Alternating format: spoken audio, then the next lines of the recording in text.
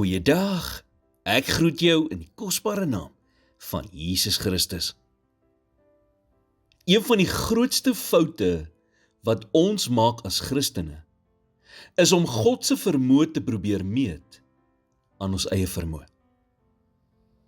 Onthou jy wat gebeur het toe Jesus teruggegaan het om sy tuisdorp Nasaret te besoek? Hy het geen wonderwerke daar gedoen nie.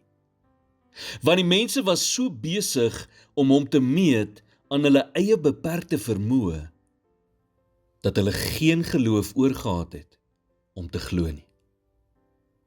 Jy sien, hierdie mense het gedink, hulle ken hom. Want Jesus het in Nasaret groot geword. Hy het as jong seun daar gespeel. Hy was net soos een van hulle. Hulle het geweet dat hy saam met sondaars eet. En volgens hulle eie maatstaaf was Jesus nie beter as die res van hulle nie. Hulle het Jesus se vermoë gemeet aan hulle eie vermoë. Matteus 13 vers 58 sê, en hy het daarvan wie hulle ongeloof nie baie kragtige dade gedoen nie. Maar net omtrent 48 kilometer van daar in Kapernaum, sê die woord in Lukas 4 vers 40, en toe die son ondergaan, het almal hulle siekes, mense met allerhande kwale, na hom gebring. En hy het een vir een van hulle die hande opgelê en hulle gesond gemaak. Jesus het almal genees wat siek was.